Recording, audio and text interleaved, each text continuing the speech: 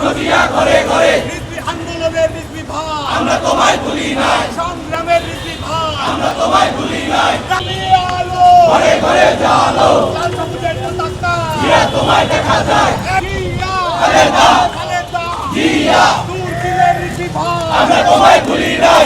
লাল গোলাপ শুভেচ্ছা ছাত্র দলের পক্ষ থেকে রাজু ভাইয়ের পক্ষ থেকে লাল গোলাপ শুভেচ্ছা, রাজু ভাইয়ের পক্ষ থেকে লাল গোলাপ শুভেচ্ছা। তারেক রহমানের নেতৃত্বে বাংলাদেশ গণতন্ত্রের পথে যাত্রা শুরু করেছে। এই যে নব দিগন্তের দ্বার উন্মোচিত হয়েছে বাংলাদেশ বিনির্মাণ করার জন্য, বাংলাদেশ সবার আগে বাংলাদেশ ফার্স্ট বিনির্মাণ করার জন্য যে ব্যক্তিটি কাজ করছেন জনাব তারেক রহমান, বাংলাদেশের প্রধানমন্ত্রী এবং তার মন্ত্রী পরিষদে, এবং যিনি রাষ্ট্রপতি হলেন, যিনি মহাসচিব হলেন, এরা কিন্তু দীর্ঘ সময় ধরে কাজ করছেন আমরা বাংলাদেশ বিনির্মাণ করার জন্য।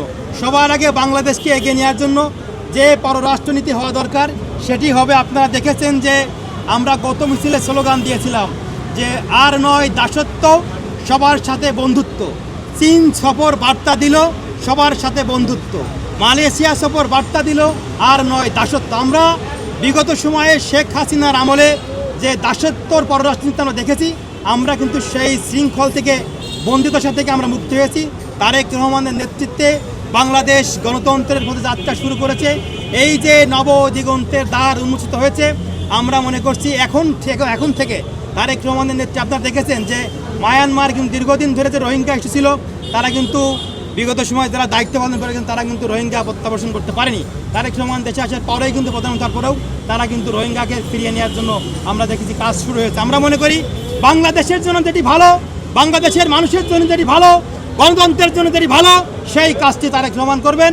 জন আকাঙ্ক্ষার পক্ষে সবসময় দেশনেত্রী বেগম খালেদা জিয়া, শহীদ প্রেসিডেন্ট জিয়াউর রহমান এবং তারেক রহমান কাজ করেন। তার যত অঙ্গ সংগঠন আছেন, সহযোগী সংগঠন আছে বিএনপির, সবাই জনগণের আকাঙ্ক্ষাকে ধারণ করে আমরা আগামী দিনে পথ চলবো। সবার আগে বাংলাদেশ বিনির্মাণ করার জন্য আমরা কাজ করব। আমরা সবাই তারেক হব, দেশ গড়ায় অংশ নেব।